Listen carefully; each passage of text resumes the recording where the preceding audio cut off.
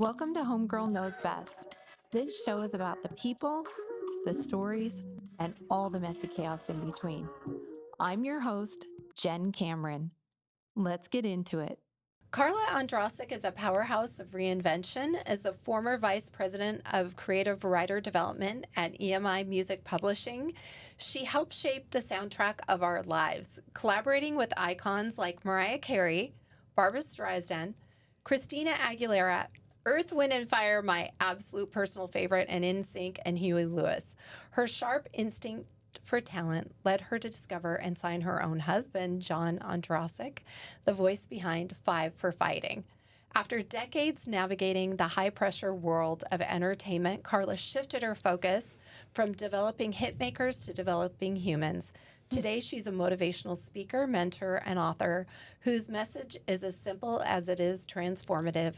Stop trying. Her new book, The Life-Transforming Power of Trying Less and Doing More, challenges the idea that success comes after effort alone, inviting us instead to embrace clarity, courage, and decisive action. A woman whose journey spans the defense industry, the music business, and personal development. Carla embodies what it means to evolve with purpose and conviction. Her story proves that life truly changes the moment you stop trying and you start doing. I can relate to that, and I'm sure you can too. Welcome. Hi. Wow, what an intro. Yeah. I know. And so you just arrived here today in the Seattle area from Portland on tour with your husband. Yeah. And he's performing right after this podcast. Performing. I'm like a roadie right now. You know? I love that. I'm with the band, and it's so much fun. Okay, what is roadie life like? Oh my God. You don't sleep a lot. And you're in the van a lot with just insanely talented people, a lot of laughing and a lot of just, waiting to get on stage. So it's been fun for me because I haven't got to do this a lot. Well, you've spent a lot of your career around musicians and talent. And yeah. Is there any inside scoop you can give us? Like they're fun people. Want to know what is it like in that behind the scenes kind of business?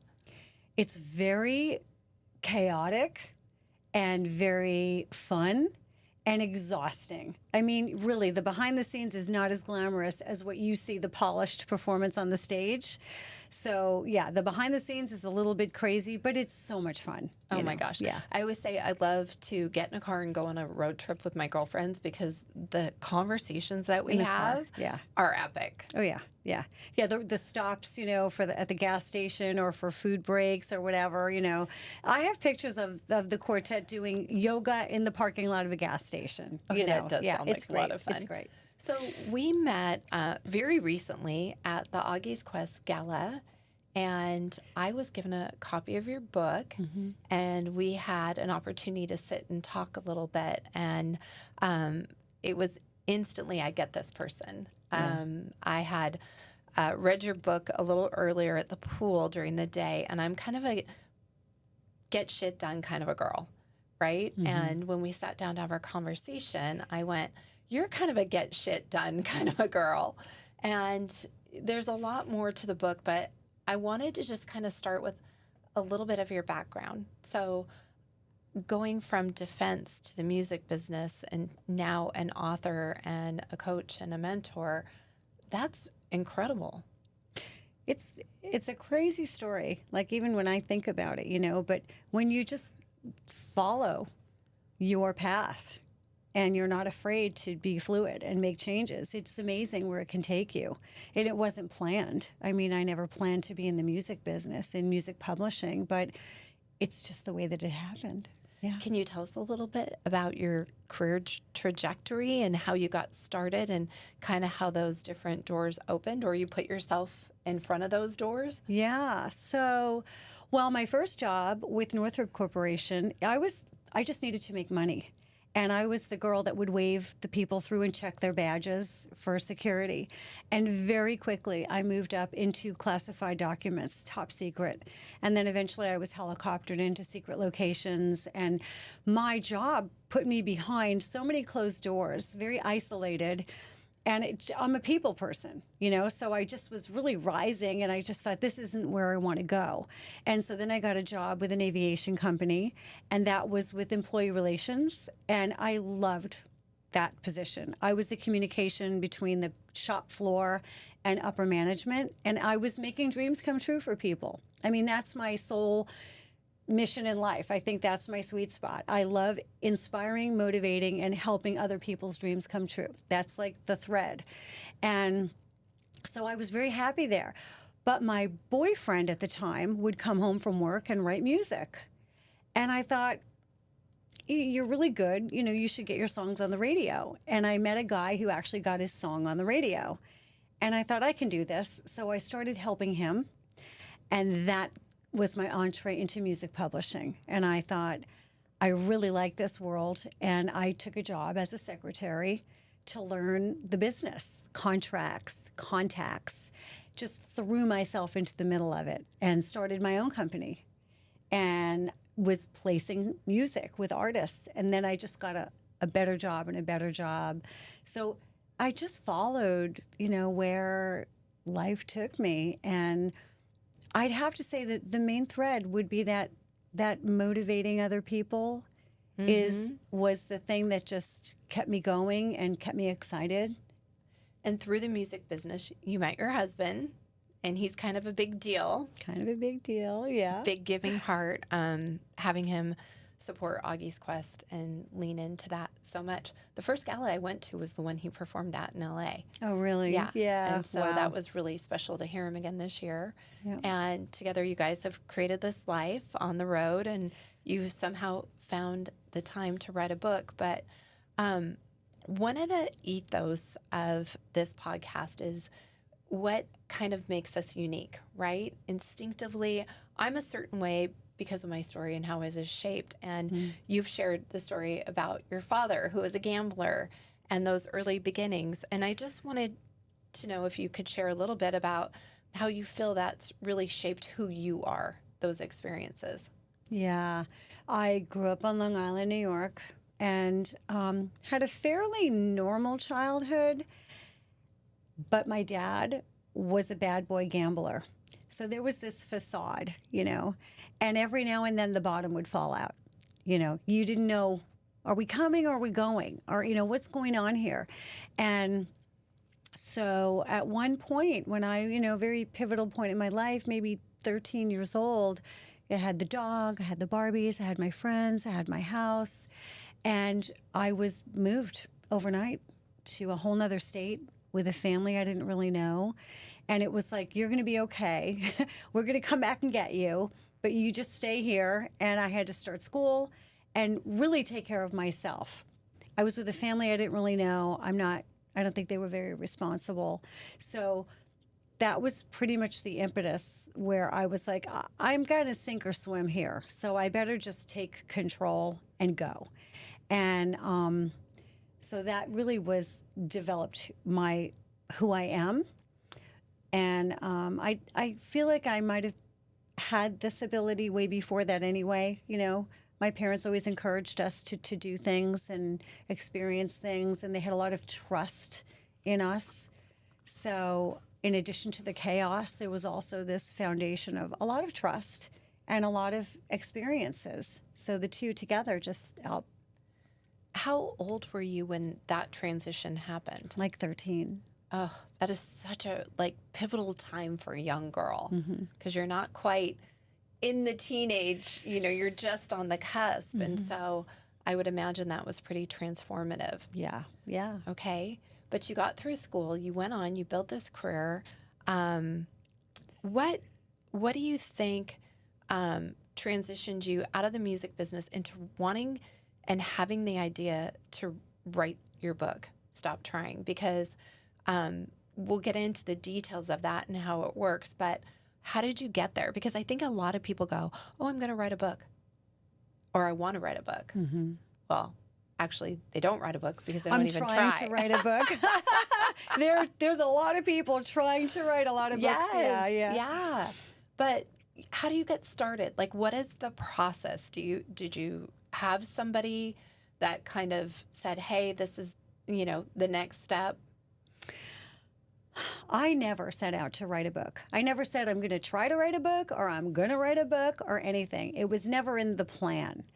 I've been fascinated my whole life, probably because of my life, by success stories. How does someone go from A to Z? You know, I love biographies. I love memoirs.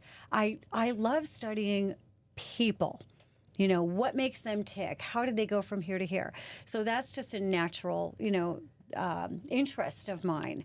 And I've been, from a young girl, I was into Shaka Gawain's creative visualization. I read all the self-help books. I just am fascinated by it, the mind and the science of the mind and everything. So that was just like a hobby. And I would write in a book as a very young girl. So the book I wrote is an evolution from something that I started to do as a young girl. And I'd write in this notebook one time a year. I never journaled. It was in January. I would find a little cozy nook and I would write in my book everything I was grateful for. So this year, thank you so much. I'm so grateful for this, this, and this. And then I would write, this is what I'm doing this year. And I'm going to secure a job in the music publishing world. This year I will buy a house. This year I will meet the man of my dreams. This year I will, whatever it was. And what I thought, just as a hobby, I thought it was the fact that I was writing things down that made them come true. Because if you go back to that book each year, it would be like, wow, like, well, that happened and that happened and that happened. And I started calling it my magic book. Because it was magic. Like when I wrote it down, it would happen. So I actually was doing some research groups with some women, and I thought that it was the power of writing our intentions on paper, getting them out of your head, making them tangible. Something you can feel, sell, taste, you can, it's a tangible thing. Now it becomes real. And upon deeper investigating, I realized I never, ever used the words trying, wishing, hoping. It was always doing, being, and having. So it's the words we use. It just became very crystallized that it's the words we use that we express our intentions. Our brain is listening all the time, and it knows what to do when you say, I'm doing this. And so if you know me for the last 18, 20 years, I'm obsessed with this try word. Like if any of my friends were, I'm going to try to do this, I'd be like, no, don't say try, do it. And so then my research went into that. And just a couple of years ago, a friend of mine knew of a literary agent that was in town and said, you need to get them your writing, whatever you've been putting together about this. I'm like, okay, on a whim. And that literary agent was interested, but then 2020 happened, and I just kind of let the whole thing fall away because I wasn't really seeking a book deal, but it just kept coming back to me, like this interest, and you should write a book about this. And then I was at an event called Happy Women Dinners, and the woman that runs it, of course knew me. I was hosting, and she said, Carla, there's a literary agent here, and you need to talk to her. And I met her. She reached out to me and said, I really love this idea. And from that moment on, it was, I'm writing a book. From that moment on, I became an author. The idea was, this is happening. You're doing this. There's no turning back.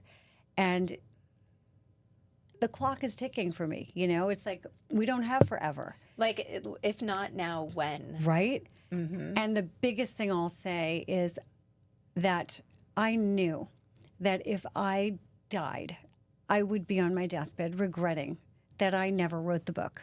Nobody else was doing it. I kept waiting. Is somebody else going to write this book? Because this try word is such a, deceptive little bad word. Nobody was doing it. So I'm like, okay, I'm the one. And I did it. So, incredible. Yeah. So that was the catalyst that got you going. In the book, you say the problem is that you aren't trying hard enough. It's that you're trying in the first place. Yeah. Can you unpack that idea? Yeah. The problem isn't that you aren't trying hard enough. I'm sure your people are trying very hard. You hear people, I'm trying so hard, but nothing's happening, right? The problem isn't that you aren't trying hard enough. It's that you are trying in the first place. That's the glitch right there. That's where you fall into the crevasse and the deep crack of nothing's happening. Trying is full of so much effort. Trying is thinking about, worrying about, wondering about, making the lists, telling everybody what you're doing, procrastinating, hiding behind excuses and blame. That's trying. That's the problem. But if you take out that word, the problem, it's not that you're not trying hard enough, because there's so much effort in trying. You're wasting so much time. When you get rid of that word and you say, I'm doing it, everything shifts. Everything gets clearer. Everything gets cleaner. Now you have a direction. Now you start taking determined action, and it's so much easier. Now you have a place to go. So that's what I mean when I say that. I love that. So there's a hill. I love to ride my bike. And when I'm going up this hill, I used to say to myself, I can do this. I can do this. I can do this. And then one day I was thinking, as I was doing this, I thought, oh, hell no. I am doing this. Yeah. I am making it up this hill. And that hill challenged me every morning, right? But literally when I would say, instead of, I can do this, I am doing this. Yeah. I am making it up this hill. It would empower me to get to the top, right?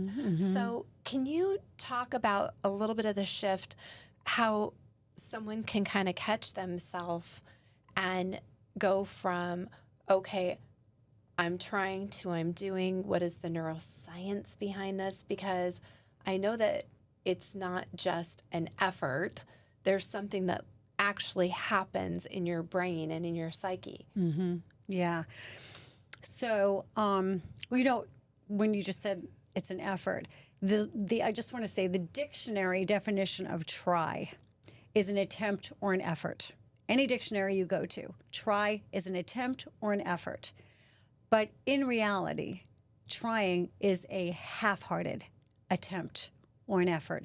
It's an I'll maybe kind of sort of do it if-ish, I feel like it later. So when somebody is struggling and stuck in the try, so how you determine that is, number one, becoming hyper aware of what it means to try. And then you can ask yourself, so why am I half-hearting this? Why is nothing happening? So where am I procrastinating? Where am I using excuses to keep myself from doing this? Where am I placing the blame? So, for example, I'm on a diet and I go to a party, okay? Well, they don't have any good options for me to eat, so I had to eat the cupcakes, right? So there's blame. Or I was rushing out the door and I couldn't eat, whatever was on my meal plan, so I had to eat the bad food at the party. Excuse. And there's zero accountability when you say you're going to try, because it's like, look, I only said I would try. I didn't say I would do it. Right? These are the big reasons that we choose to try in the first place. So, I think the first thing that you would look at is, why am I leaning on excuses and blame and having zero accountability? That's where you're going to determine, am I trying here or am I going all in? Okay, what is the answer for that? Because I was just thinking about the holiday party thing, and I am someone who loves fun. So even if I'm committed to something and like a diet, somebody says, oh, but Jen, there's all this fun over there. I'm like, okay, I want to go. But I think that was such a relatable analogy for this concept. Yeah, it really is. And I'll tell you something, this is the perfect time to infuse this into the conversation, because saying no is so much better than saying I'm going to try and fail. So when it comes to the holiday party, okay, I'm on tour right now with the band, okay? It's junk food everywhere, okay? And I'm very healthy. I swim, I work out, I eat really good. But if I said to myself, I'm going to try to stick to my really healthy eating habits, and I'm going to try to work out while I'm on this tour, what would happen is I want to sleep late every day. I want to eat all the junk that they provide backstage. And I would be every day saying to myself, oh my God, I feel so terrible. I'm so mad at myself. I didn't stick to my diet. I haven't worked out because I slept. All that guilt, all that regret, all that like heavy feeling bad about myself, the negative self-talk, right? I can't, I'm a loser, I'm weak, I'm like, oh, I feel horrible. When you try, that's what you do. But instead, I say to myself at the beginning of the tour, I am not working out, and I am not going to stick to my meal plan. I'm going to eat all the junk. I'm going to have so much fun. Now I have a free license. I'm not going to try to do anything. I said, no, I'm not doing that, but I'm doing this. It was a really decisive, decision on what I'm going to do. And I eliminate all of the bad feelings, right? And now I can enjoy just being on the road and having that experience. So when you go to a holiday party, say, you know what? I'm not going to diet today. I'm going to enjoy myself. But if you did want to stay on the diet, that's when you make that strong, determined, I am not going to eat any of the bad food. I'm going to eat before I go. I'm going to bring my celery sticks and my carrots and my hummus, in a little to-go container. I'm going to drink a protein shake so that I'm not even tempted. You're going to either do or not do. You have to pick one. That trying is going to mess you up every time. It feels a little bit like a mind shift of not setting yourself up for failure. It'd be like, okay, I'm going to go open a brokerage. I'm going to try.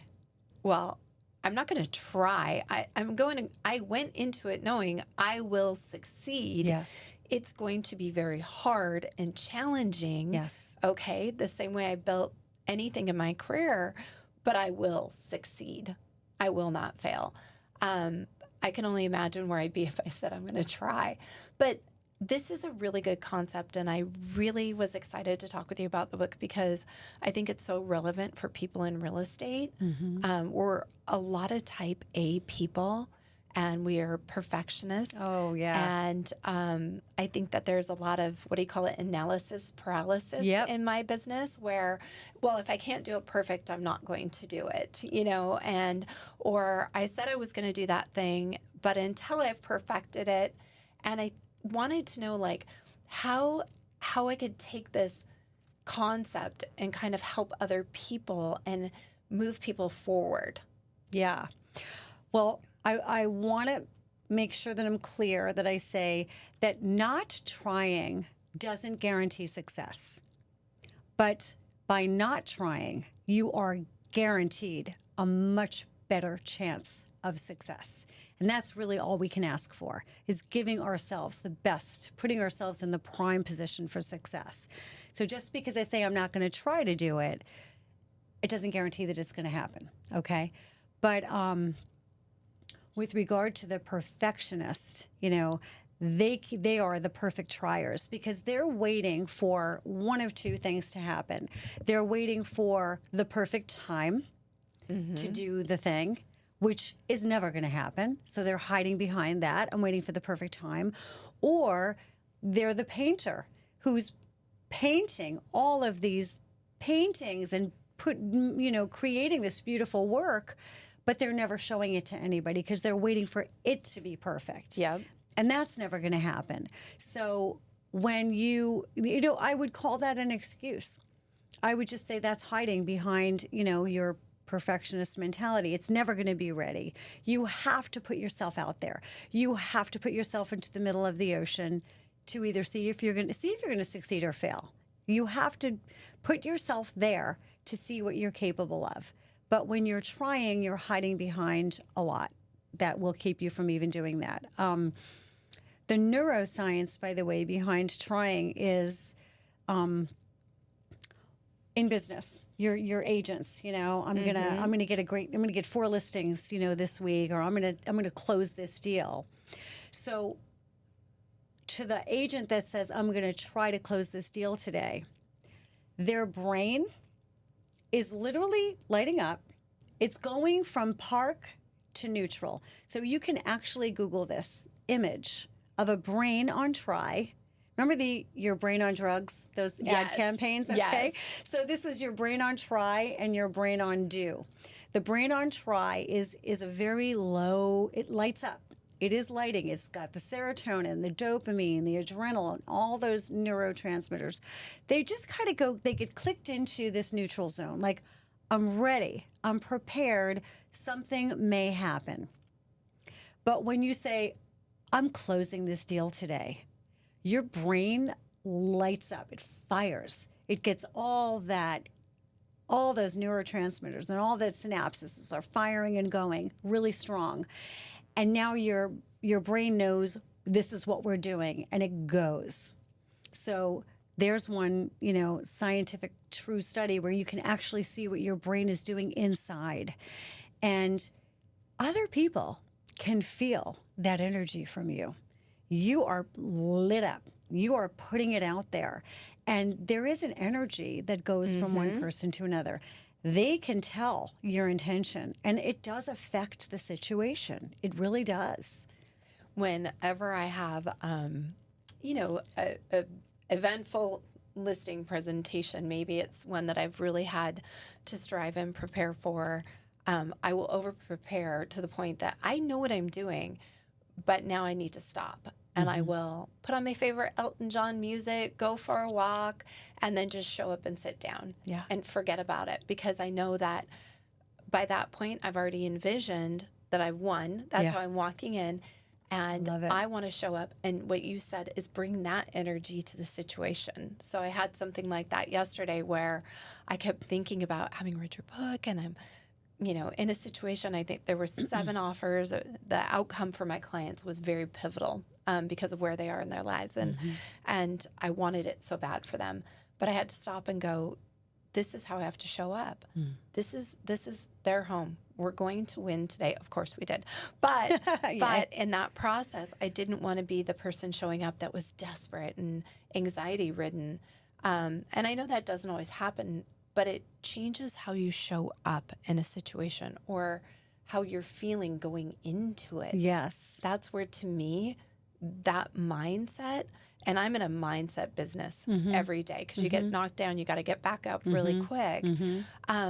What are some simple steps? Because I know that there's workbooks and worksheets in your book that somebody could just start with. Some basic things you can do to create that shift.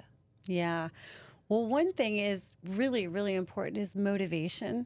So when you enter that room, if you're an agent and you really want to close this deal and sell this person's house or sell the house to another family or a person, if your motivation is pure and really good, that's going to help you so much, So you have to think about what's your motivation. That's a number one in any endeavor. Is it because you want to make somebody else happy? Well, it's probably not going to be very strong for you. You're going to be more apt to try than do something if you're doing it for somebody else. But if you're doing it out of love and, pure goodness and kindness and want somebody else to win, that's going to come through, and that's going to be really motivating. So motivation is key. I say start small.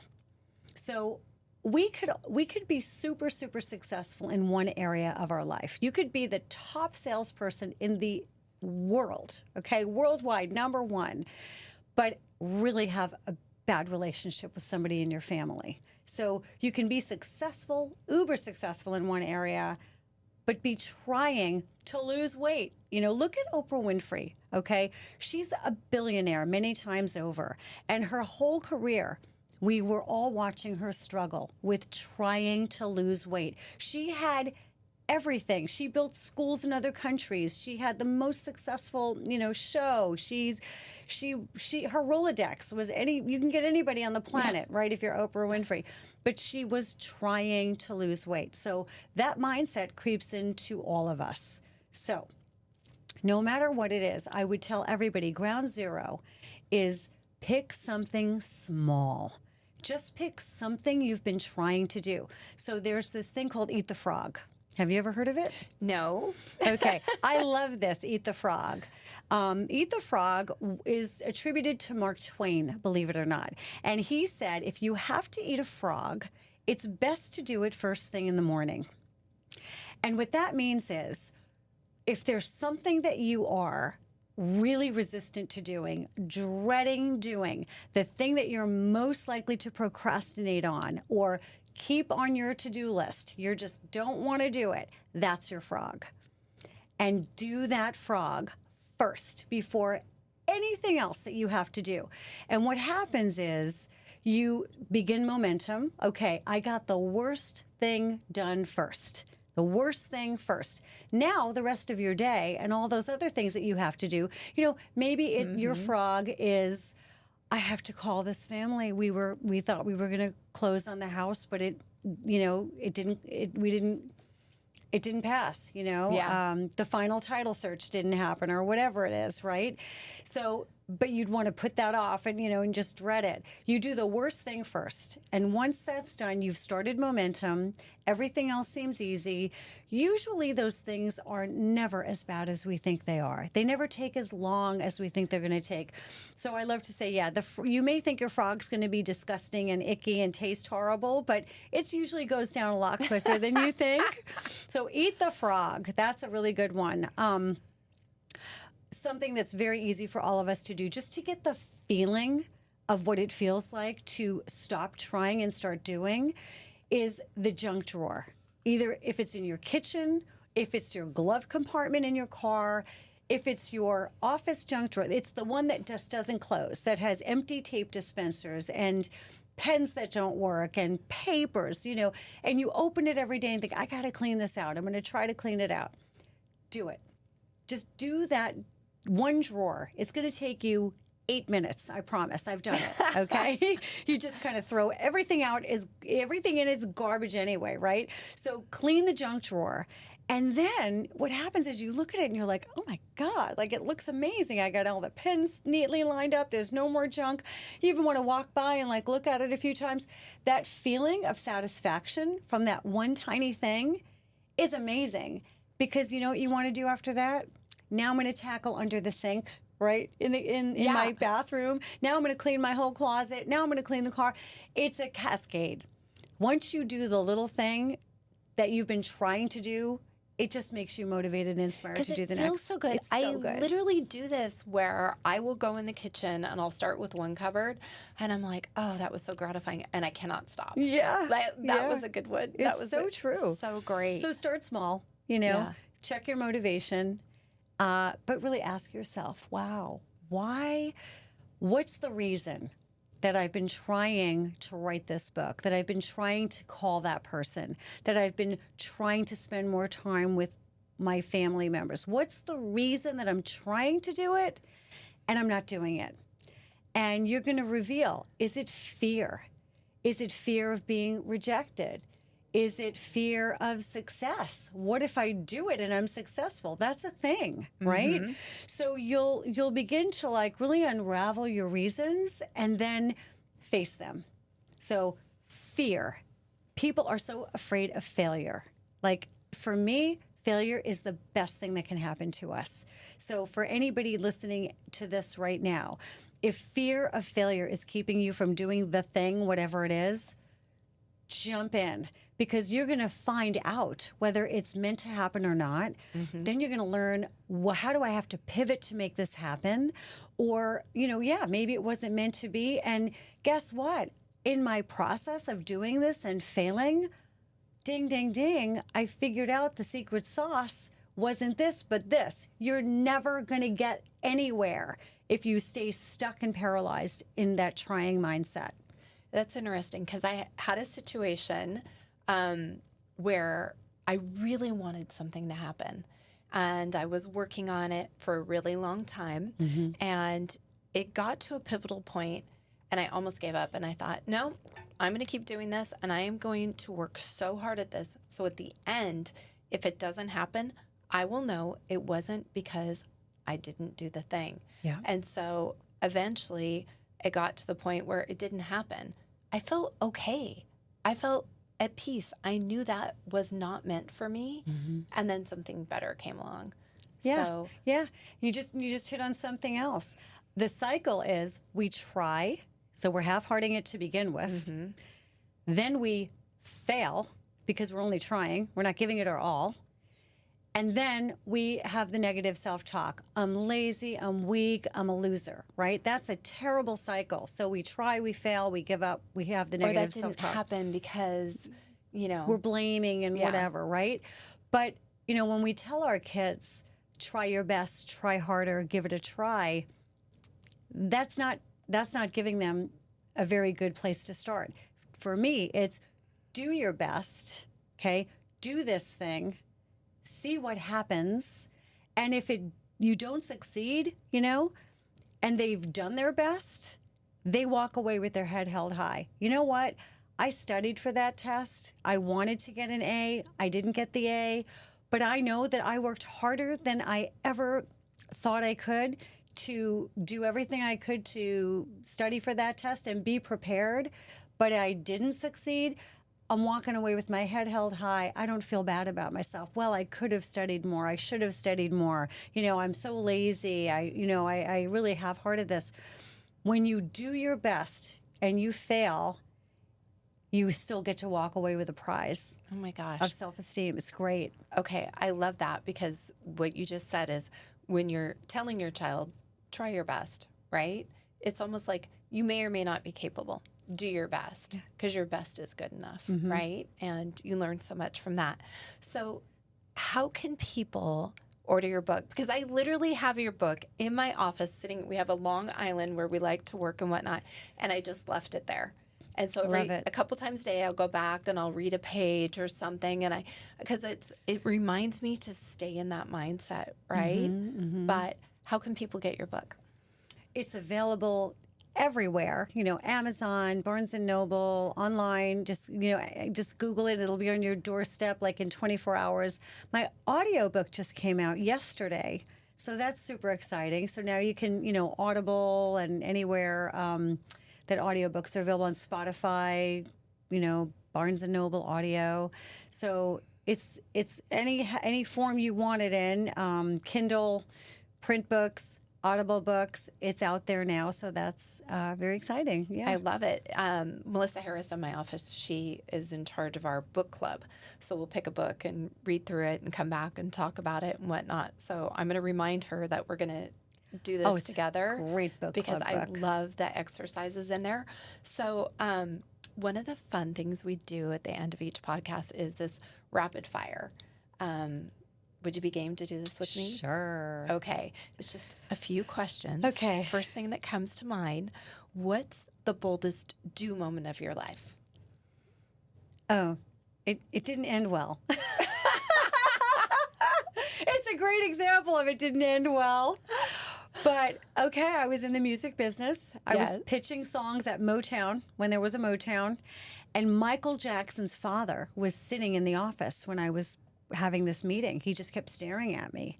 And I'm like, what are you looking at? Like I literally said to him, he was an amazing looking man, piercing blue eyes. And he said, do you dance? Do you dance? And I'm like this businesswoman pitching songs. I'm a publisher. And I'm like, yeah, I dance. And he said, we're auditioning for Janet and, you know, all the girls tour. And would you do an audition tomorrow? And I said, sure. I just said yes. I'm not a dancer.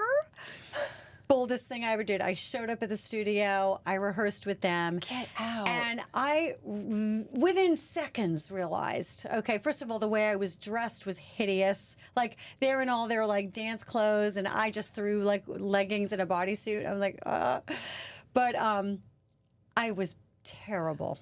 And he was there. And I said, Mr. Jackson, thank you for the opportunity, but I'm not coming back tomorrow. And he said, no, come back. You can do this. You can do this. But I'm like, no, it's never Carla, going to that's pretty happen. epic. So I auditioned to dance for the Jackson family. Okay, boldest thing I've ever done. Biggest epic failure of my life. Okay, I'm sorry.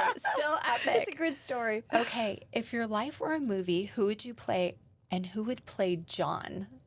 Okay. Well, for me, I think Kate Winslet, I really resonate with who she is because she's very raw and very real and very honest. She doesn't put it on for anyone. She is an actress, but she's still very genuine, and she's fearless. I just really relate. I could see her playing me as someone that's vulnerable but ambitious and brave. Yeah, her range of roles is insane. I absolutely would want her to play me. And then for John, it would be, I think, like Matthew McConaughey. Is that because he's hot? Well, he's so hot. Yeah, that's number one. Wait, did you pick Matthew or did John? Me. But number two, he's also a very spiritual guy. Like he's got this great book out now. I love the way he wants to, inspire us through his words. And that's what John does. He's very inspiring. And he's a family man, Matthew McConaughey. So, and he's rustic and rugged and also very intelligent and polished. So it would be Matthew McConaughey and Kate Winslet would be our life. That would be awesome. That's pretty incredible. Okay, you've worked with legends. So what's the one celebrity collab you still wish had happened? And it's never going to happen because he's not here anymore. But it would be Prince. Oh. I feel like if I get to come back in another life and he comes back in another life, I want to work with him.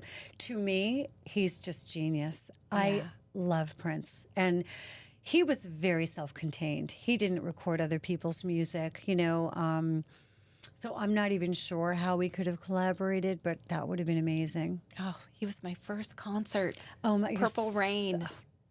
That would be my dream. Yeah. I mean, can you imagine? Love, love, love. Oh. Yeah. Okay, finish this sentence. Success feels like. Success feels like seeing the dream you had in your mind presented in front of you in real life, out of your mind and into reality. That's beautiful. Yeah. Okay. Thank you for coming, making the time. I can't believe we just met at the gala. Yeah. Your husband was touring. You were coming to my town. Yeah. That is meant to be. This was meant to be. I know. And it's funny. I watched you all night thinking, I want to talk to this person. And then you reached out. Like, it was crazy. It's so great. I'm so grateful. I'm Me so too. grateful that we took the time to Me find each too. other. Okay, well, we have a dinner and a concert. So I'll say cheers. And hopefully you'll come back in the future. Anytime. Okay, 100%. thank you. Cheers. If you've made it this far, thanks for listening and thanks to my guest. Make sure that you like, follow, and subscribe so you don't miss the next one. See ya!